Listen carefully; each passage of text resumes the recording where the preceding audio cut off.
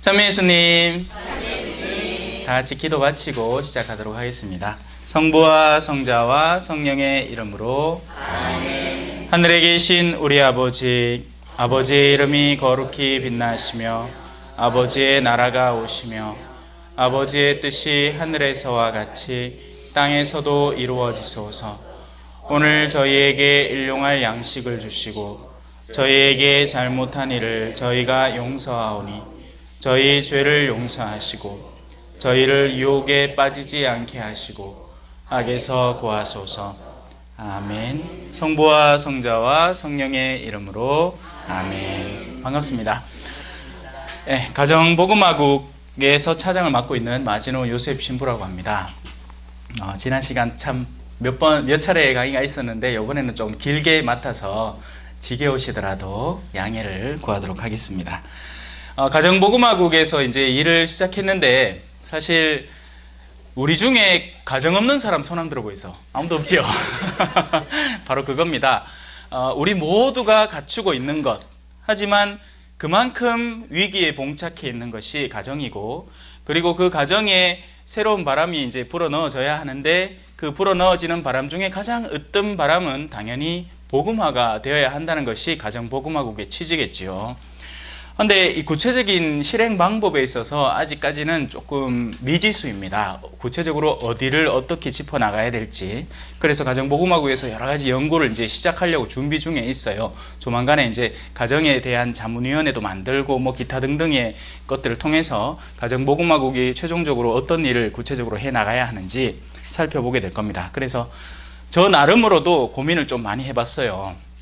가정을 복음화해야 되는데 그러면 어떻게 하면 될 수 있을 것인가? 그런데 이 가정이라는 것이 아까도 여러분들이 다 동의를 하셨지만 우리 중에 가정 없는 사람이 없죠? 그러니까 다른 말로 하면 뭐냐면 가정은 다 건드린다는 거예요.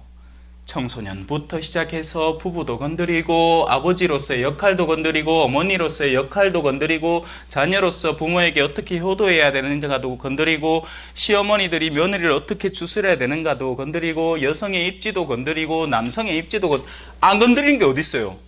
다 가정이지 따지고 보면. 그죠? 그래서 저는 아예 이제 그 패러다임을 다른 쪽에서 한번 진행을 시켜볼까 구상을 한 겁니다. 복음이 올바로 전해지고 있는가? 복음이 정말 메아리 치고 있는가? 거기서부터 짚어나가면 의외로 일이 쉽게 풀리지 않을까? 우리가 저마다 복음화되면 당연히 가정이 복음화될 것이고 하느님의 말씀을 내면에 품고 있는 사람이 그죠? 다른 데 가서 하느님의 말씀 없이 살아갈 수는 없을 거 아니에요. 그리고 가장 그 첫째 시작점은 가정이 되어야 하는 거죠. 물론 안타깝게도 많은 사람들이 신앙이라는 것과 자신의 현실 세계를 많이 분리해서 살아갑니다.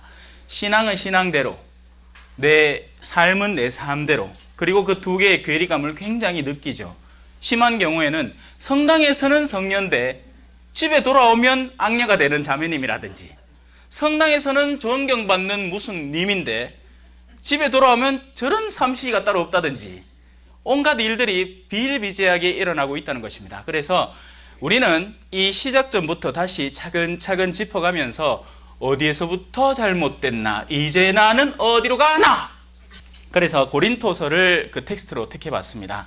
왜냐하면 고린토서는 바울 사도가 편지를 써요. 근데 편지를 쓰는 데는 목적들이 다 있습니다. 그죠? 우리 연애 편지를 쓸 때는 목적은 나는 니를 사랑해, 내 맴을 애래줘, 와 그걸 몰라 하기 때문에 편지를 써제끼는 겁니다. 그걸 알아달라고, 당신을 연모하는 마음을 알아달라고, 당신을 사랑하는 마음을 알아달라고. 요새는 편지 안 쓰죠, 그죠? 편지를 써도 전부 다 프린트 띠 해가 막판에 이름만 뜩 바꿔가 전부 다 그래 막 보냅니다. 그건 편지가 아니죠. 진짜 편지는 정말 마음을 담은 편지입니다. 그런데 이 바울 사도가 편지를 보냅니다. 여러 공동체들마다 편지를 보내요. 그런데 무엇을 위해서 보냈겠습니까? 아무 일도 없이 너무나 잘 돌아가고 있는 공동체를 위해서 보냈을까요? 아니면 뭐가 일이 잘못되고 있어, 안 봐도 삼천포라, 그래서 보냈을까요? 후자 쪽이겠죠. 그렇습니다. 고린토 공동체 안에 이런저런 문제들이 일어나고 있었으니 바울은 그것을 짚어주면서 그들에게 복음을 전하고 싶었던 것이죠. 최종적으로 복음을 전하는데, 복음을 전하기 위해서는 그에 합당한 단계들이 서서히 밟아 나가져야 한다는 것입니다. 고린토서는 특별히 고린토 1서와 2서로 나누어져 있죠. 그만큼 할 말이 많았다는 얘기고, 그만큼 고린토 공동체가 뭐가 문제가 많았다는 얘기이기도 한 거예요. 그래서 이 고린토 사도란다. 고린토에게 편지를 보낸 바오로 사도는 그 고린토서 안에서 차곡차곡히 순서에 따라서 바오로 사도는요, 머리가 너무너무 좋은 사도였습니다. 굉장히 좋은 사도였어요. 그래서 그 사도는 그 모든 자신의 재능을 어디에다 쏟아붓고 있었느냐 하면 그리스도인들을 죽이는 데 쏟아붓고 있었죠. 그리고 어느 순간에 일순간의 회개를 통해서 그것이 180도 뒤바뀌어서 그때부터는 다시 자신의 모든 열정을 이제 예수 그리스도의 이름을 선포하는 데 쏟기 시작하는 겁니다. 그래서 여러분들, 돈 좋아하는 것 자체, 그죠? 그 돈을 좋아하는 열정 그 자체가 나쁜 건 아니에요. 왜? 그게 180도 바뀌면 그만큼 예수님을 사랑하는 열정으로 바뀌게 되니까요. 물론 바뀌어야 말이지. 바뀌어야 말이죠. 그죠? 바뀌어야 좋은 거지. 근데 끝까지 돈만 쫓아다니다가 낭패를 보는 사람이 많습니다. 미모를 추구하는 열정 좋아요. 오죽하면 자기 살을 째가면서 그 안에 막 주사를 집어넣고 막 뼈를 깎고 생 난리를 지겠나. 그죠? 나는 그냥 돈 거저 줄게 뭐 하나 살 하나 찢어주라 하면 난 그래도 그거 싫겠다. 생명을 살리기 위해서 어쩔 수 없이 수술은 받지만 내가 내 외모를 좀 더 낫게 드러내기 위해서 얼굴을 찢으라고요? 나는 그 짓을 못 할 것 같습니다. 근데 그걸 해요. 그 뭐죠? 그만한 열정이 숨어 있다는 얘기예요. 그걸 잘 쓰면 자기도 바뀌고 가족도 바뀌고 공동체도 바꿀 수 있는 어마어마한 열정인데, 근데 그걸 얼굴 바꾸는 데 쓰고 있는 거야. 그러니까 저마다 열정은 다 있어요. 그걸 어디에다 어느 방향으로 어떻게 쏟아낼 것인가 하는 것이 중요한 것이죠. 자, 바오로 사도는 이제 그 열정을 사람들에게 쏟아내기 시작합니다. 그리고 그 첫 단계로 신앙이라는 것에 대한 기초적인 짚고 넘어감을 시작을 합니다. 제가 이 고린토서를 해서 이제 여러 가지 주제를 이렇게 탁탁탁 다룰 건데, 일단은 오늘 첫날의 주제는 뭐죠? 안 보고 싶구나. 저 포스터에 보면 신앙이라고 적혀 있습니다. 왜냐하면 모든 것의 근간이 되는 가르침이니까요. 근간이 된다 함에 대해서 이해를 해봅시다. 여기에는 이 종이컵이 하나 있고 그 위에 빨대를 얹어 놓을 수 있을 겁니다. 그죠? 근데 내가 종이컵을 흔들기 시작하면 빨대도 같이 따라 흔들릴 거예요. 그죠? 그러면 이 빨대는 내려와야 되는 겁니다. 거기서. 안 그러면 종이컵이 흔들릴 때마다 흔들릴 테니까요. 자, 이제 내려왔다고 칩시다. 이제 내려와서 이 단상에 놓여 있습니다. 빨대가. 컵이 흔들릴 때는 빨대는 흔들리지 않지만 이제 단상이 흔들리니 빨대가 또다시 흔들리기 시작합니다. 그러면 이 빨대는 더 낮은 곳으로 내려가야 되는 겁니다. 가장 기초가 된다는 것은 바로 그 의미예요. 가장 기초가 되는 것 위에 서 있으면 우리는 흔들리지 않습니다. 지진 나면 안 되지만 옷에는 그죠? 땅 자체가 흔들리니까 이게 사람들이 그죠? 불안이 100배, 200배 가중됩니다. 그 전까지는 뭐 건물이 금이 가고 이런 건 보수를 하고 떼우면 되는데 땅 자체가 흔들리니까 어디 도망가야 됩니까? 그죠? 참 우리는 정말 좋은 환경에 살아왔었어요. 무언가에 크게 위협받지 않는, 대신에 다른 위협들이 많았죠. 일제시대를 겪고 남북전쟁을 겪고, 근데 이제 편안해지나 싶은데 자연재해가 다가오기 시작합니다. 그죠? 저마다의 합당한 도전거리들이 늘 그 민족에게 주어집니다. 자, 우리는 그래서 가장 기초를 찾아야 됩니다. 저 바닥이 어딘지. 왜냐하면 거기서 있어야 여러분이 비로소 삶의 안정감을 회복하고 그 안정감 위에 올바른 집을 지을 수 있게 되니까요. 예수님이 말씀하셨죠. 어디에다 집을 지으라고? 반석 위에다가 집을 지으라고 했습니다. 그런데 우리는 과연 그 반석을 올바로 갖추고 있을까요? 바로 거기서부터 문제가 시작되는 거죠. 우린 흔히 성당 가갖고 열심히 하겠다고 성당 가갖고 봉사활동 더 열심히 하겠다고 봉사활동 하다가 신부님이 뭐 기분 나쁜 소리 하나 했어. 그때부터 시작해갖고 마음의 원한을 막 키우디 마. 나중에 성당 안 가겠대. 아이고, 좋은 결정하셨습니다. 네.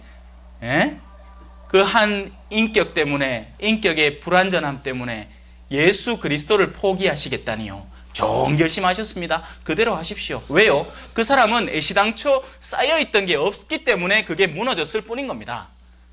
모래 위에다가 뭘 쌓아온 거예요. 그 사람이 쌓아온 모래라는 것은 사람들의 인기를 영합하는 것이고 사람들의 인정을 받는 것이었던 거죠. 그러는 가운데 더 이상 나를 인정해주는 누군가, 가장 나를 인정해줘야 마땅할 그 누군가가 나에게 기분 나쁜 소리를 하니 내가 쌓아오던 모래숲이 무너지는 거예요. 아무것도 없었던 거예요. 원래 뭐가 있었으면 그렇게 안 됩니다. 뭐가 있었으면 어떻게 되는지 아십니까? 예수님 앞에 쫓아갑니다. 예수님요, 내 오늘 열심히 한다고 했는데 신부님이 내한테 요렇게 섭섭한 소리를 하는데 내가 어찌해야 됩니까? 용서해라. 그래, 용서했어. 그 다음날 또 일하러 갔다. 또 신부님이 인사도 안 하고 쓱 지나가는 것 같아. 또 섭섭해. 또 찾아간다.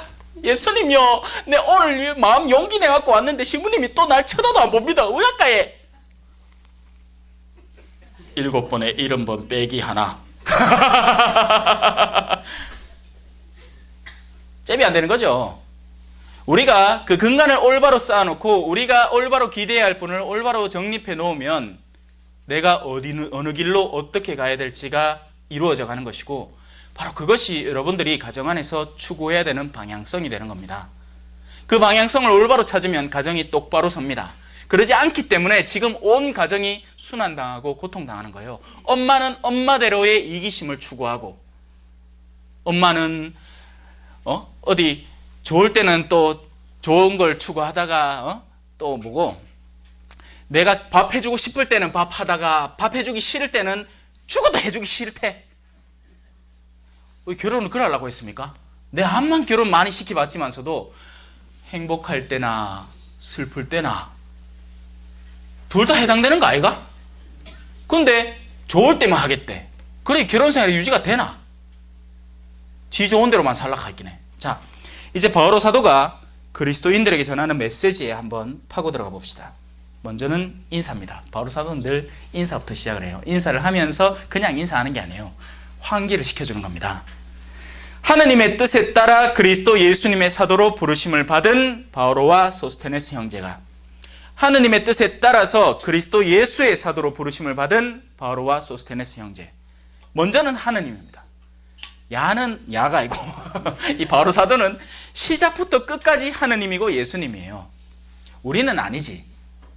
우리는 그 가운데 무엇이 많이 끼어드느냐면 하느님이었다가가 거의 없어. 사실 내가 중심이에요. 내가 댕기야.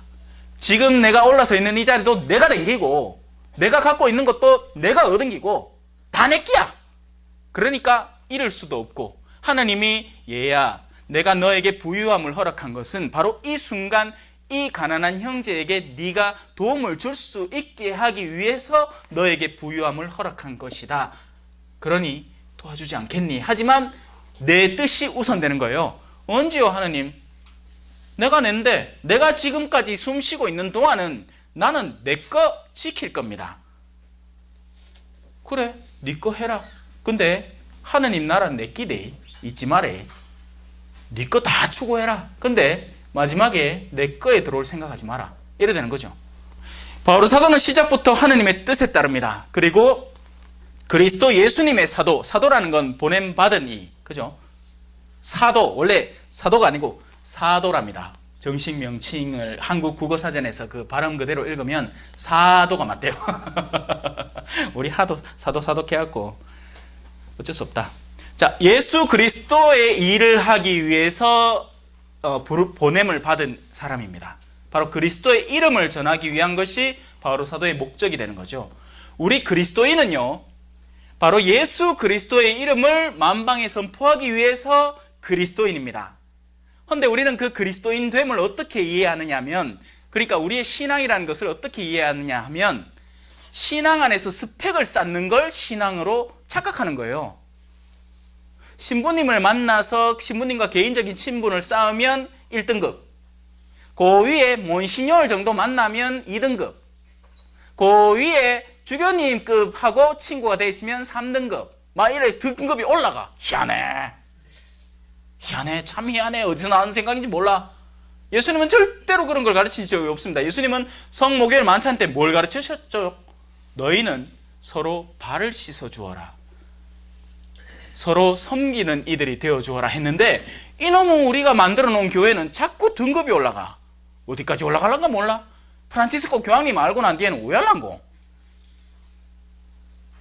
교황님은 우리나라 왔잖아. 그 왔을 때 또 자매님들이 이쁜 한복 입고 오만상 사진을 찍어가 그 사진 보여주면서 내 발에 프란치스코 교황님 만났대 갈기라. 아니, 그거 자체가 나쁘다는 게 아니에요.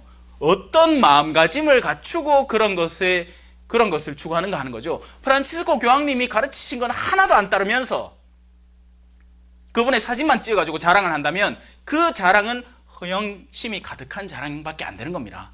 프란치스코 교황님은요, 아직도 날마다 가르치세요.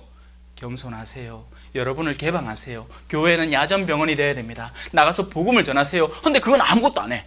아무것도 안 해. 아이고, 내 그런 거 오해합니까? 근데 교황님 만나러 가라 하면 그건 잘해. 무슨 옷을 입고 갈까요? 왜 갈까요? 사진기는 뭘 찍을까요? 바오로 사도는 하느님의 뜻에 따라 그리스도 예수의 사도로 부르심을 받은 이입니다. 그리고 그 존재감은 우리도 마찬가지입니다.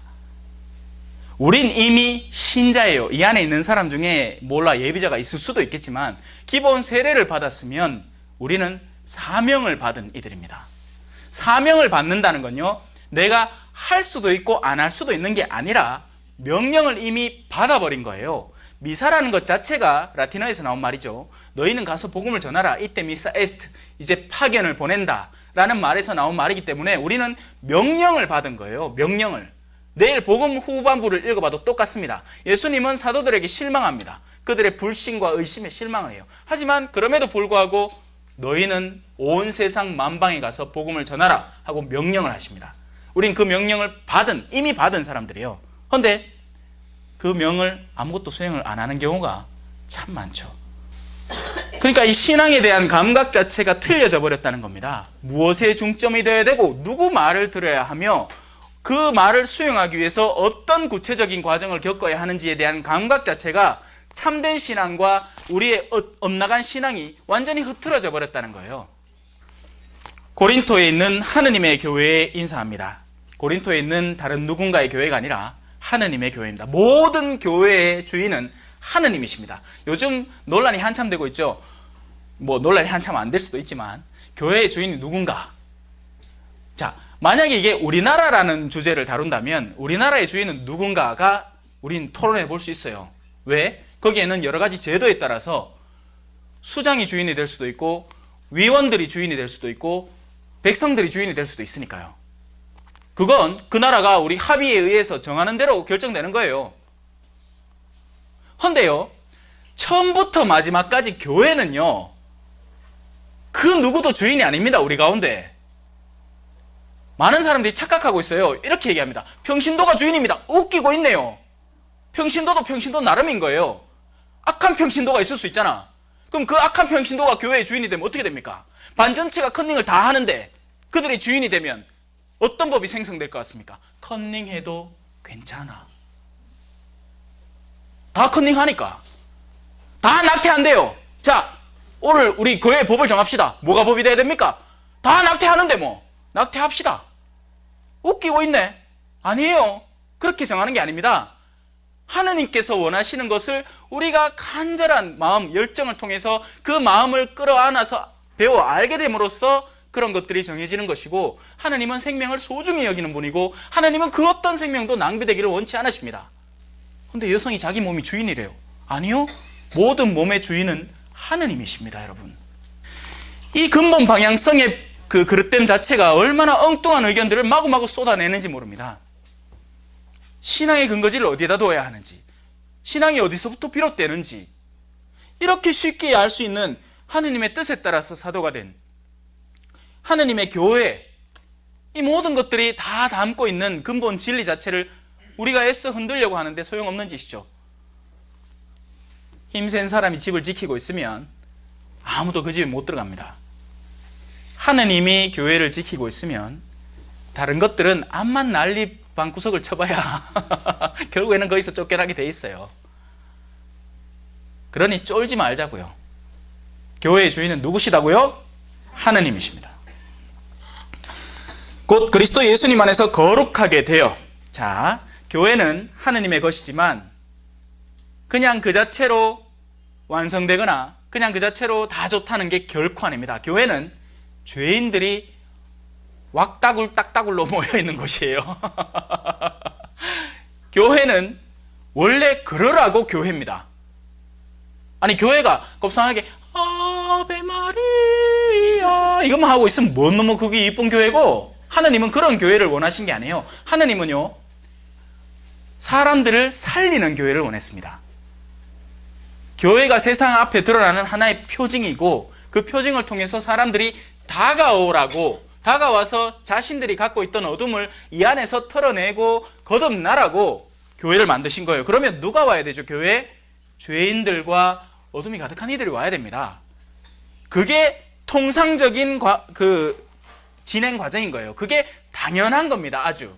근데 우리는 곧잘 우리 공동체 가운데 뭐야 저 사람 저거라 저 하면 안 되지 저. 야, 지 시무님한테 개갖고 저 사람 쫓겨내버려. 그런 못된 마음이 쫓겨나야죠. 아니에요. 우린 다 부모 안고 같이 가야 되는 겁니다.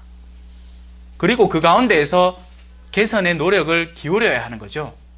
처음에는 한 사람이 가서 당신이 지금 하고 있는 일은 옳지 않은 일입니다. 그러니 그만둬 주십시오.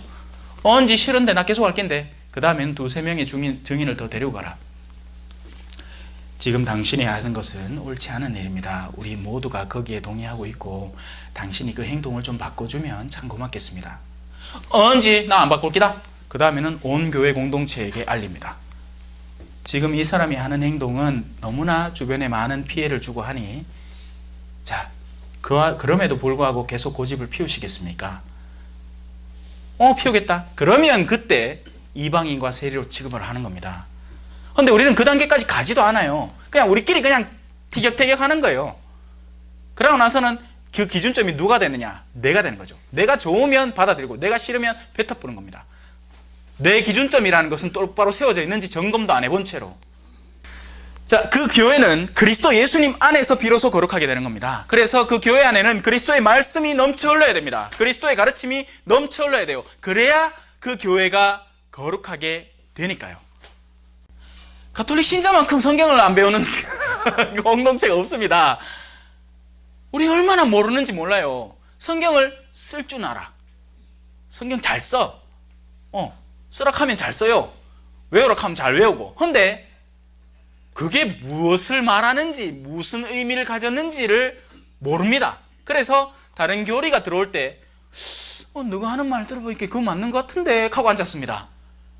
어떤 청년 다빈치 코드 득 들어와갖고 봐라 이거 막달란 말이야 하고 예수님하고 이 짝짝꿍 해갖고 했는가 아이가 하면 그런가, 다빈치란 사람이 똑똑한 사람이겠지. 근데 그 사람이 그런 거를 만들어내는 거 맞나? 소설책 보고. 요즘은 또 신과 함께 영화 뜻 보고 와갖고 죽고 나면 저래 되는 거 아이가 하고 앉았습니다. 뭐야 어쩌라카노.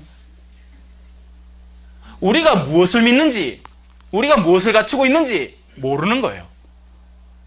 우리만큼 모르는 신앙인들이 없어요. 다른 교회는요 죽자 공부합니다. 심지어는 이단들도 그렇게 공부를 해요. 근데 우린 그렇게 안 해. 왜? 왜 그럴까요? 사람은 발등에 뭐 떨어지지 않으면 시작을 안 합니다. 제가 볼리비아에 있으면서 스페인어를 배워왔잖아요. 사람들이 묻습니다. 신부님 어떤 교재가 좋습니까? 어떤 좋은 프로그램이 있나요? 뭐 어떤 컴퓨터 프로그램 좋은 게 앱이 있나요? 발등에 불 떨어지면 됩니다. 사람이 발등에 불이 떨어지면 내가 배가 고파 죽겠는데 돈은 있는데 뭘 사야 되잖아요. 그럼 어디서 하는지 아십니까? 외국에서 내가 뭐 한 몇백 원짜리 사. 그 다음에 만 원짜리 딱 주는 거예요. 그럼 잔돈 주겠지. 근데 외국엔 그것도 안 돼요. 잔돈이 그만큼 준비가 안 돼 있어. 그 말을 해야 되는 거예요. 그게 얼마인지를 물어봐야 되고 그걸 알아서 그만한 값을 줘야 그걸 살 수 있게 되는 거죠. 배가 고프면 하게 됩니다. 가톨릭 신자들은 배가 고픈가? 바로 그 문제에서 우리는 실패하고 있는 거죠. 무엇에 배가 고픈지, 어떻게 배가 고파야 되는지, 그리고 그의 대체제로 무엇을 채우고 있는지. 성당에 일단 가긴 가요. 성당에 가고 성사도 봅니다. 판공 때마다 성사를 봐요. 그런데 채워지지 않는 영역이 있는데 그게 무엇인지를 스스로 밝혀낼 시간조차 없이 만들어버립니다. 왜? 하도 팽팽 돌리니까.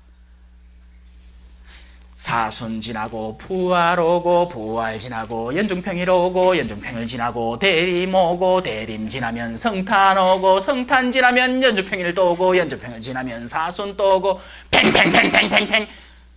그때마다 뭐 하느냐? 오뎅국 끓였다가 비빔밥 만들었다가 또 뭐 부활 달걀 끓였다가 뭐 아마 세상 계란 없다 하는데 그만 하락해도 굳이 또 계란을 굽고 앉았다. 이제는 삶지도 않고 굽대요. 또 그게 더 오래 간다고. 희한해. 그렇게 팽팽 놓으니까 자기가 신앙생활 잘하고 있다고 착각하고 있는 거야. 회전 목마떡 타고 바바밤빠밤빠바밤빠 하고 있으니까. 근데 그 가운데 쳇바퀴만 도는 거예요. 하나도 위로 올라가거나 아니면 차라리 밑으로 내려가거나 하질 않는 겁니다. 뜨거워지거나 차가워지거나 하질 않는 거죠. 그러니 나는 너희를 입에서 뱉어버리겠다 하신 분이 하느님, 요한묵시록에 나온 말입니다. 너희가 뜨겁지도 차갑지도 않으니 나는 너희를 입에서 뱉어버리겠다. 차라리 죄를 한번 시계 한번 집어보세요. 가슴이 아파서라도 예수님을 찾게 됩니다. 왜? 내가 죄를 시계 지마 나를 용서해 줄 수 있는 존재가 세상에 존재하지 않거든요. 그러면 하느님을 찾는 거예요. 그런데 우리는 고만고만한 선에서 고만고만한 스트레스를 견뎌내면서 살아가. 내 아를 A 학원에 보내야 되나 B 학원에 보내야 되나로 고민 시게 하다가 시간 다 가. 아침에 일어나갖고 뭐 이런저런 인터넷 기사 본다고 보면서 그 기사 보면서 야가 이러면 안 되지, 자는 저러면 안 되지, 어머야 야가 이럴 줄이야, 그렇게 하면서 시간 다 가. 내가 사라지는 거예요. 나라는 존재가 없어지는 겁니다. 내가 무엇을 좋아하는지, 내가 무엇에 관심이 있고 나는 무엇이 필요한지 몰라요. 세상이 하라는 대로 그냥 줄줄 따라가는 게야. 오늘은 뭐가 좋다 하면 그거 먹으러 다니고, 내일은 뭐가 좋다 하면 그거 먹으러 다니고, 몸에 이게 좋다 하면 그거 먹으러 다니고. 근데 영혼에 이게 좋다 하면 왜 안 따라오지? 난 그거 참 모르겠네. 그 왠지 아십니까? 발등에 불이 안 떨어졌기 때문이에요. 아직. 그러니 몸은 다들 컸어요. 연령대별로 20대, 30대, 40대, 50대, 60대 다양한 각계각층의 사람들이 있는데 그 내면의 영혼의 상태는 유치하기 짝이 없다는 거죠. 어릴 때 사탕 하나 더 빼들어 먹으려고 애를 쓰던 사람이 나이 60이 돼서 나이 60이 돼서 빼들을 건 뭐 있겠노? 자식들이 용돈 더 빼들라고 애를 쓰고 있는 거예요. 하나도 바뀐 게 없는 겁니다. 뭐가 바뀌었습니까? 내가 내 사탕 다 먹고 그거 하나로 그냥 만족하고 아이고 맛있네 하고 지나면 될 걸, 괜히 옆에 형이나 누나나 있는 거 보고 하나 더 빼들어 먹고 싶어갖고 그거 하는 기나. 내가 이미 받고 있는 용돈으로 이미 내가 충분히 존엄하게 살 수 있어요. 헌데 자식들한테 닥달해갖고 니 이거밖에 안 주나 하면서 자식들 속을 뒤집어놔. 하나도 바뀐 게 없는 겁니다. 성장하지를 않는 거예요.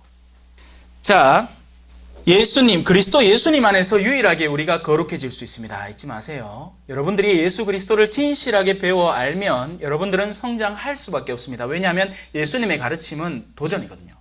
사람은 도전이 다가올 때 공부를 하게 돼요. 그렇죠? 여러분들 지금까지 시험 많이 쳐오셨죠? 그 시험을 통해서 여러분들이 갖고 있는 것들을 얻게 되는 겁니다. 그래서 시험을 치는 거예요. 그냥 공부만 하면 얼마나 좋겠노, 그죠? 저는 여러분들한테 시험 안 칩니다. 왜요? 제가 가르치는 것들은 여러분들의 일상 안에서 시험이 다가오게 될 거예요. 아까 제가 농담처럼 한 이야기들, 성당 안에서 내가 무언가를 삐져서 성당 꼴보기도 싫고 나가기 싫은데도 성당에 몸을 담고 꾸준히 예수님을 찾아가는 그 실험, 그 시련, 그것이 여러분의 시험이 되는 겁니다. 그래서 여러분은 시험을 치게 돼요. 그리고 배우게 되겠죠. 아니면 물러서게 되든지. 그리스도 예수님 안에서 거룩하게 되어 다른 신자들이 사는 곳이든 우리가 사는 곳이든 어디에서나 우리 주 예수 그리스도의 이름을 받들어 부르는 모든 이들과 함께 성도로 부르심을 받은 여러분에게 인사합니다. 이게 교회의 거리 감각입니다. 그래서 가톨릭 교회는 보편적이 되는 거죠. 로마 교회라고 그거가 지대가 3cm 더 높고 더 높은 곳에 있는 그런 개념이 아니고, 그 교회나 이 교회나 예루살렘에 있는 성당이나 다 똑같은 거예요. 다만 무엇이 중요하냐? 거기에서 얼마나 열정적으로 하느님을 찾아 부르느냐가 중요하게 되는 겁니다. 암만 큰 성당을 지어놔도 거기 있는 사람들이 전부 다 세속적인 욕구에 따라서 네가 잘났나 내가 잘났나 그걸 따지고 있으면 천박한 교회가 됩니다. 하지만 암만 작고 소박한 교회라도 거기 있는 공동체들이 서로를 너무나 신경 써주고 챙기고 사랑하면서 하느님을 같이 열렬히 찬미하면 하느님의 눈에는 그 교회는 환하게 빛이 나는 거죠. 하느님 우리 아버지와 주 예수 그리스도에게서 은총과 평화가 여러분에게 내리기를 빕니다. 저도 마찬가지 기원을 하겠습니다. 여러분에게 하느님 우리 아버지와 주 예수 그리스도에게서 은총과 평화가 가득히 내리기를 바라겠습니다. 여러분, 평화라는 개념에 대해서는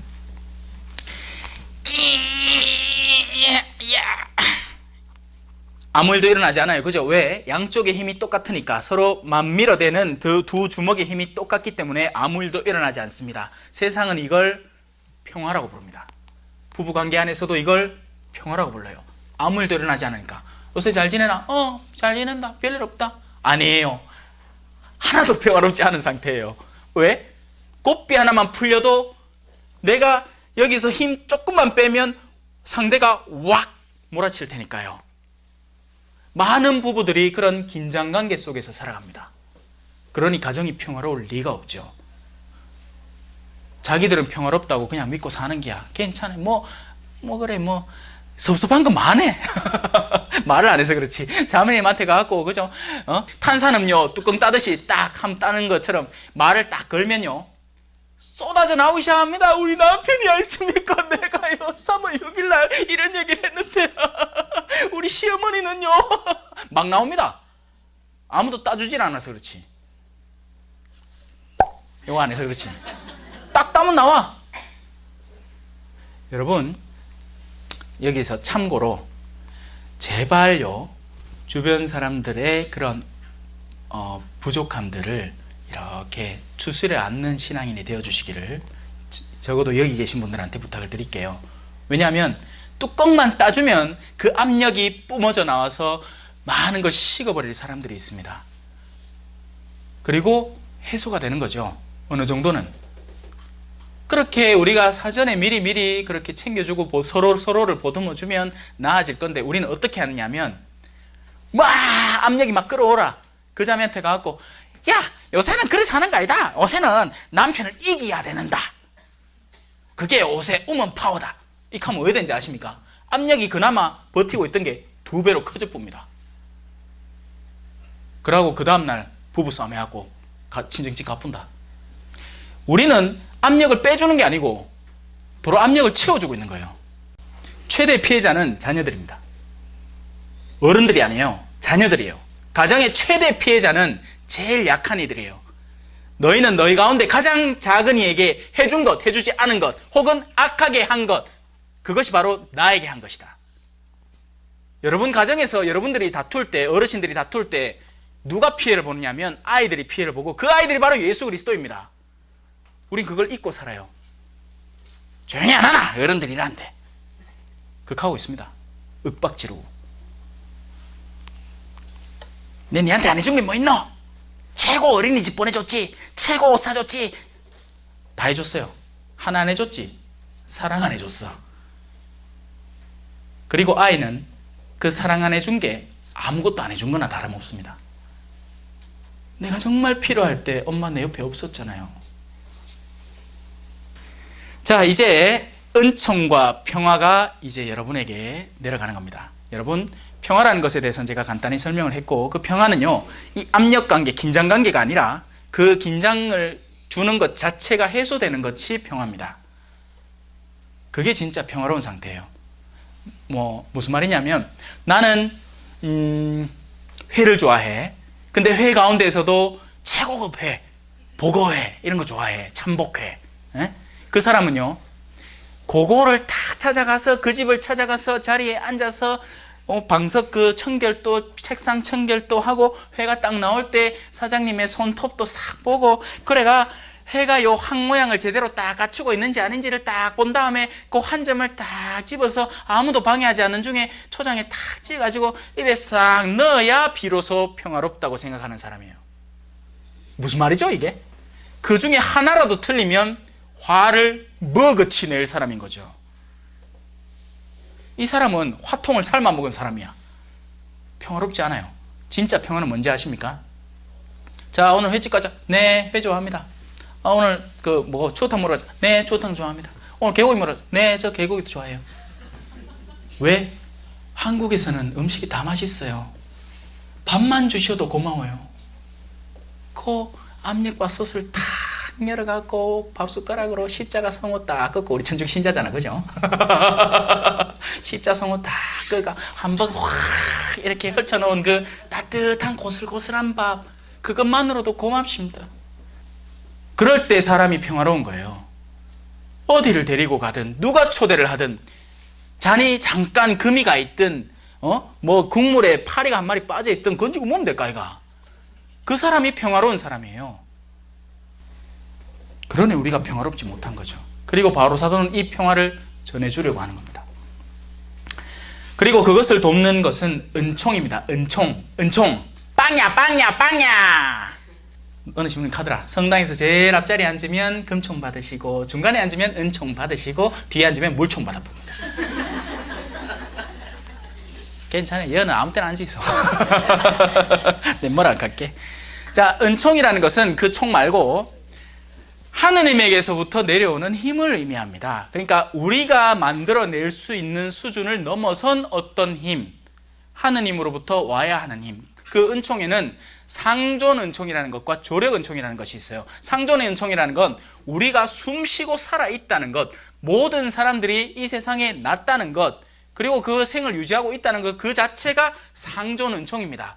왜? 하느님이 허락하시지 않으면 그 어떤 노무 인간이라도 죽어 불기 있게. 맞죠? 하느님이 허락하지 않는데 지가 어떻게 살아있노? 그래서 태어난 모든 존재는 하느님의 은총에 감싸여 있는 겁니다. 이미. 그런데 그 가운데 특별한 은총이 오기도 해요. 성모님이 받으신 무염시태의 은총. 그죠? 이건 성모님이 안 계시니까. 그리고 사제들이 받는 부르심의 은총. 근데요, 여러분, 은총 받으면 되게 좋을 것 같죠? 어떻게 생각하십니까? 그래서 우리는 막 은총을 갈구하잖아. 하느님요, 내 은총 한 방울만 주면 안 되나? 죽구마. 근데 네 그 은총 받으려고 하면 네가 갖고 있는 거 내려놔야 되는데 할 수 있겠나? 그렇게 물어보신다면 우리는 고민하기 시작할 거예요. 내가 원하는 건 이게 아닌데, 내가 원하는 은총은 이런 건데, 나는 지금 3,500만 원의 통장 자산이 있으니까 그 가운데 한 1,000만 원만 더 주시면 그 정도를 내가 은총으로 간주할 텐데, 내가 지금 허리가 좀 끼끄덕끼끄덕 하니까 이 허리를 오르륵 고쳐 세워주시면 내가 그걸 은총이라고 생각할 텐데, 아니에요. 하느님의 은총은 그렇게 오지 않습니다. 하느님의 은총은 사람의 내면을 다스리고 추스리는 것을 우선 작업으로 만드세요. 중풍병자에 대한 이야기 들으셨죠? 지붕을 뜯고 중풍병자가 내려왔는데 예수님이 다가가서 일어나! 한 게 아니고 네 죄는 용서받았다 했습니다. 흡하디벨 소리다. 그렇게 사람들이 길을 쓰고 가고 지붕까지 올라가고 내려온 이유는 그 중풍병자 좀 나사달라 한 긴데, 옆에 뜻까디만 네 죄는 용서받았다. 안녕. 왜요? 그게 하느님의 은총이기 때문입니다. 근데 우리는 이해를 못하는 거죠. 우리는 겉에만 나오면 은총이래. 그러니 성령 운동한다 하면서 막 랄랄랄랄랄랄랄랄랄랄랄 하면서 그 자체가 나쁘다는 게 아니에요. 그걸 어떤 마음가짐으로 쓰느냐가 중요하다는 얘기죠. 그러면서 어떻게 하냐? 안수 받아서 치유만 기다리는 거예요. 치유만. 근데 마음이 하나도 안 바뀌었어. 그 말인즉슨 뭡니까? 아이고 막 나이 이제 이런 돼 갖고 이제 좀 몸이 좀 끼끄둥해 갖고 좀 저시는 분이 오셨어요.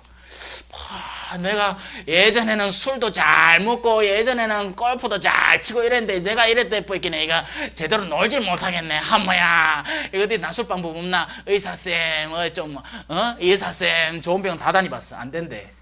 그럼 남은 것은 뭐겠습니까? 신적인 영역인 거지. 치유에 능한 사람이 있대요. 갑니다. 또 질질 끄실고. 그 우야가 나쁘어 또. 낳고 나서 언제 아십니까? 예전보다 더 지독한 어둠들을 저지르면서 다닙니다. 늙음하게 나쁘신께. 이제 마누라고 자식 없어. 이제 놀아야 되는 게야.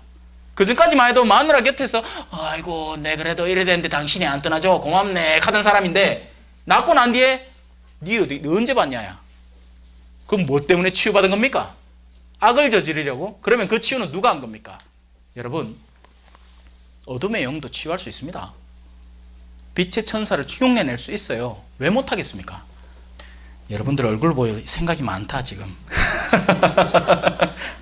자, 그렇게 바오로 사도의 인사만 45분 동안 하고 있습니다 지금. 자, 하느님께 드리는 감사입니다. 자, 이제 바오로 사도는 감사를 드립니다. 근데 제가 오늘 가르쳐야 할 부분은 이미 앞부분에 다 가르쳤습니다. 그건 바로 신앙에 대한 것이죠. 올바른 신앙을 잡아야 하고 우리의 신앙이 얼마나 흐트러져 있는지를 여러분에게 보여드렸고 참된 신앙을 추구하기 위해서는 어떤 과정을 거쳐야 하는지를 이미 여러분들에게 알려드렸습니다. 나는 하나님께서 그리스도 예수님 안에서 여러분에게 베푸신 은총을 생각하며 여러분을 두고 늘 나의 하나님께 감사를 드립니다. 자, 바오로 사도가 첫 시작하면서부터 감사, 감사, 아침에도 감사, 한낮에도 감사, 일대를 구청 오니까 옛날에 그 생각이 나네. 사수성당 금방 짓고 얼마 안 돼서 감사가 들어왔습니다.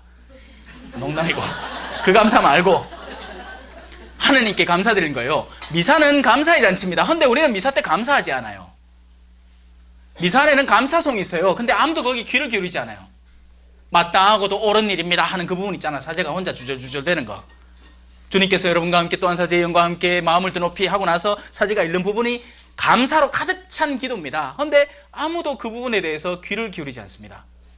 하느님께 감사를 드림은 마땅하고 옳은 일이라고 몇 번을 강조해서 매번 미사 가실 때마다 하는데도 우리는 하느님께 마땅하고 옳게 감사를 드리지 않아요.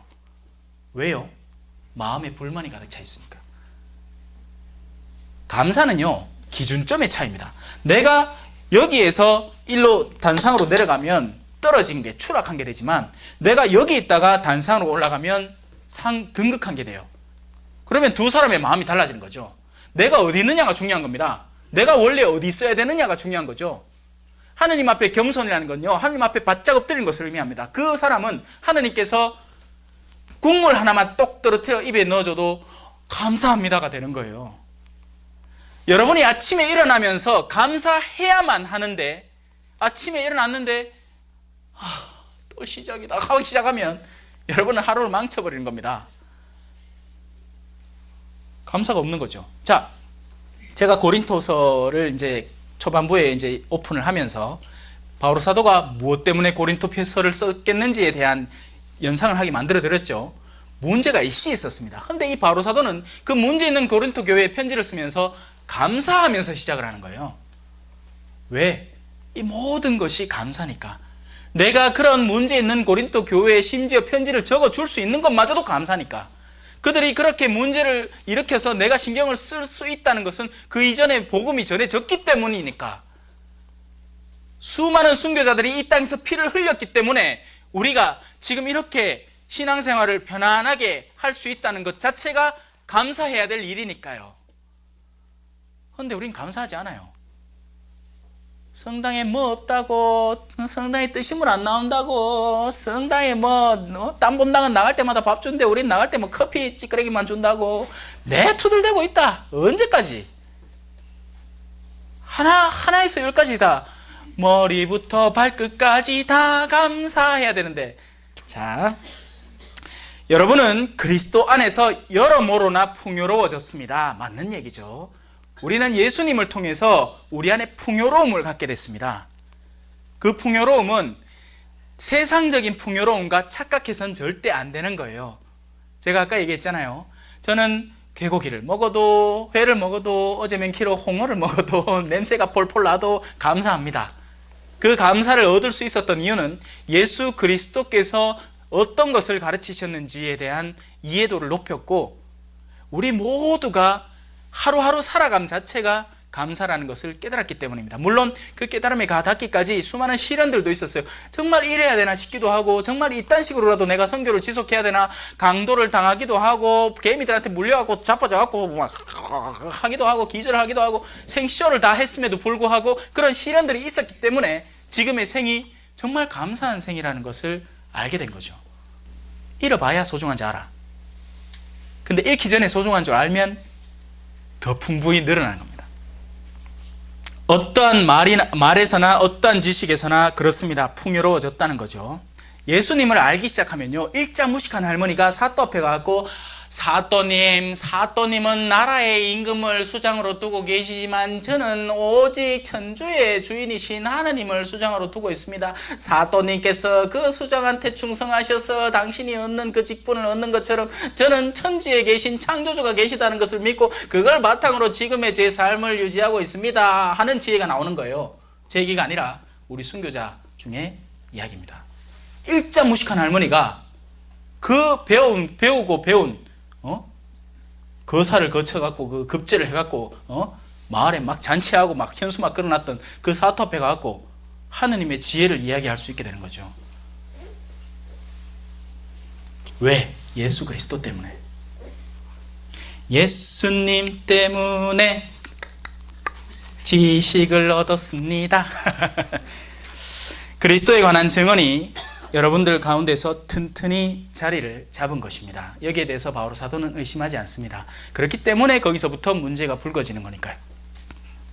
그래야 여러분은 어떠한 은사도 부족함이 없이 우리 주 예수 그리스도께서 나타나시기를 기다리고 있습니다.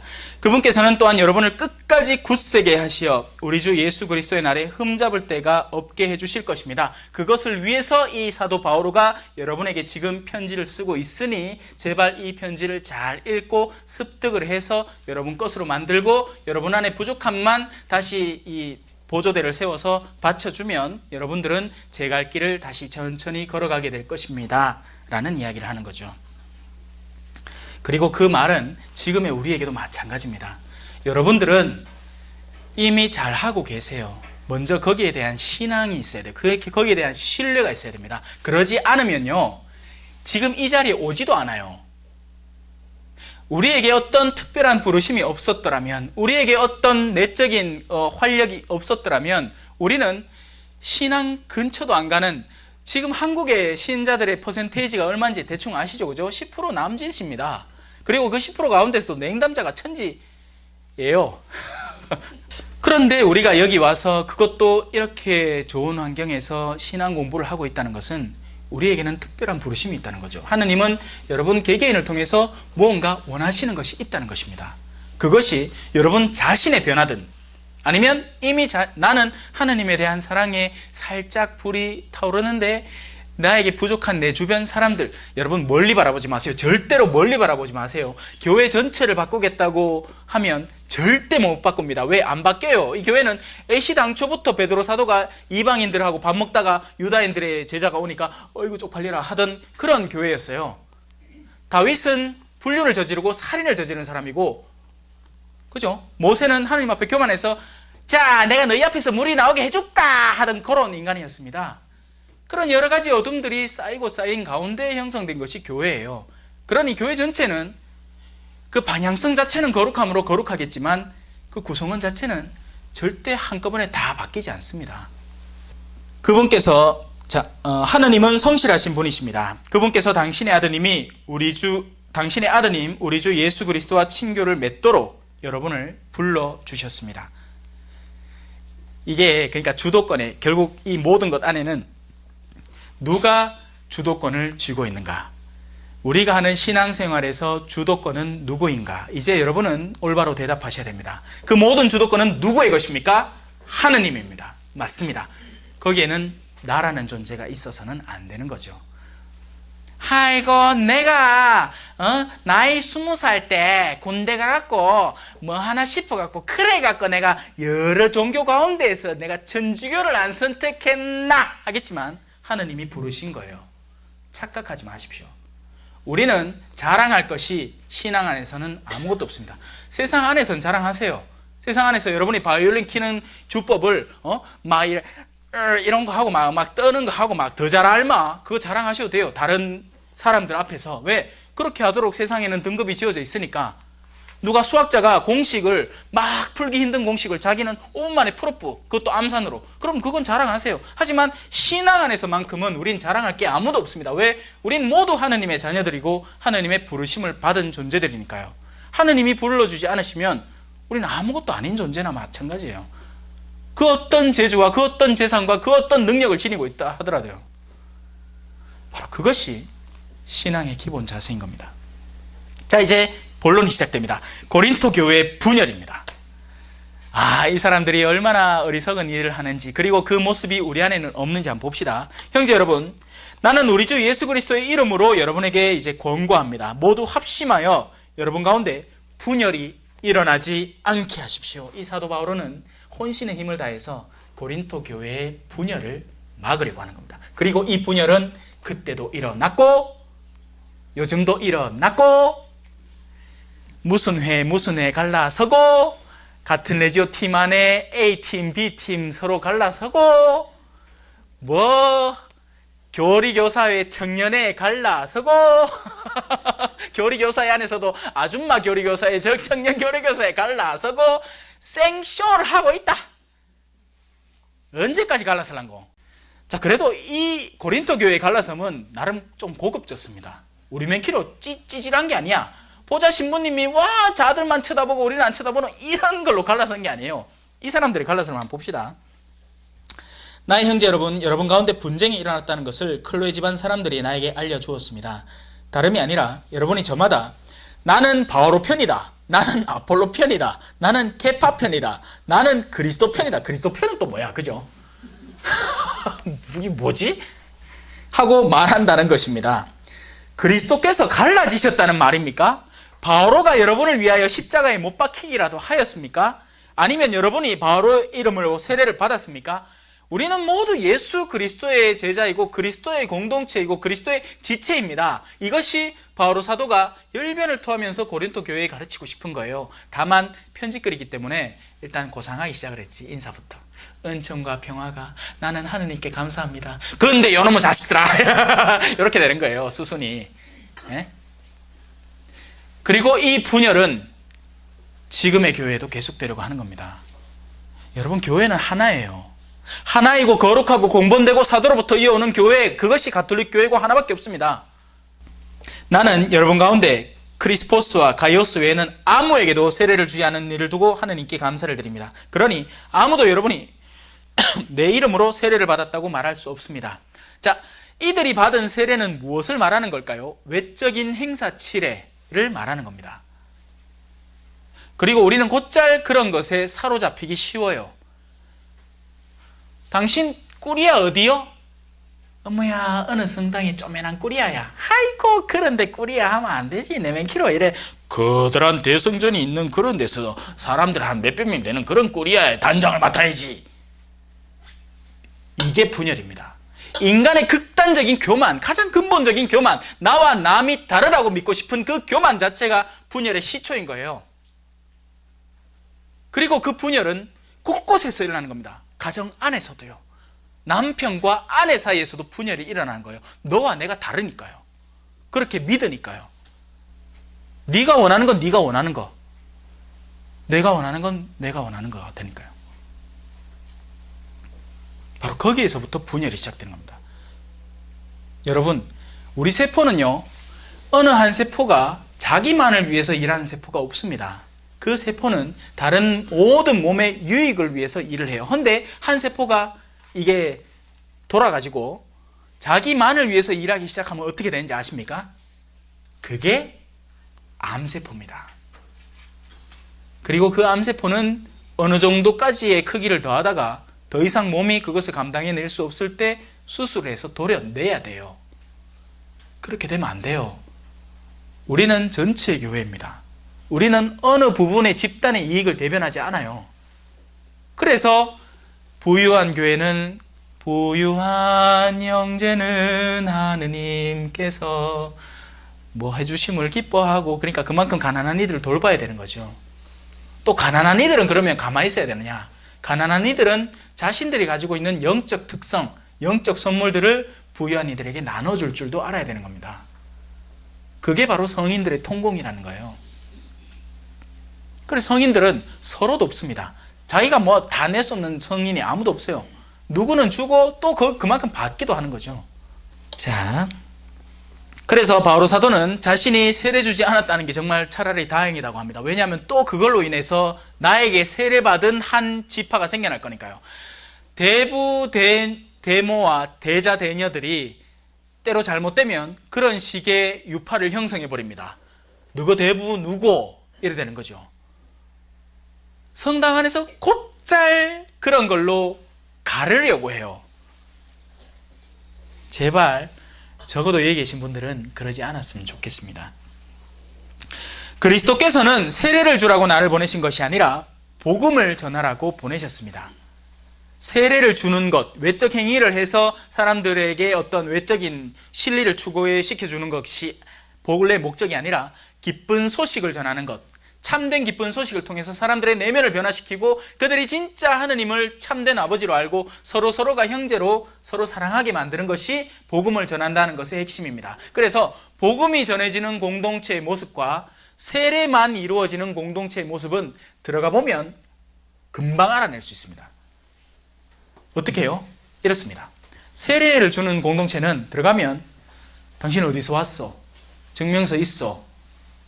이거부터 시작돼요. 왜? 그렇게 해서 네 몇 살이고 부터 왜? 나이가 등급을 딱딱 정하고 그렇게 되는 거니까요. 하지만 복음이 전해진 공동체는 아이고 반갑습니다. 어서 있어. 아이고 밖에 춥지? 아이고 막 오는 길이 힘들진 않았는겨. 예, 그래 뭐 도와드릴까요? 이렇게 되는 거예요. 이게 복음이 전해진 공동체입니다. 그래서 수많은 가톨릭 교회는 요즘 복음이 없어요. 그래서 사람들이 들어오면 아무도 관심 안 가져주니까 썰렁하고 냉랭하다가 나가봅니다. 뭘 오해해야 될지 모르니까. 자, 오늘 고린토서 1장의 신앙이라는 주제를 바탕으로 앞부분만 살짝 살펴봤습니다. 물론 더 많이 볼 수 있으면 좋겠지만 뒤에 부분에 더 중요한 것이 있지만 또 어쩔 수 없이 이대로 넘어가고 다음 주에 또 새로운 내용으로 여러분들 만나보도록 하겠습니다. 마친 기도 마칠게요. 성부와 성자와 성령의 이름으로 영광이 성부와 성자와 성령께 처음과 같이 이제와 항상 영원히 아멘. 성부와 성자와 성령의 이름으로 아멘. 감사합니다.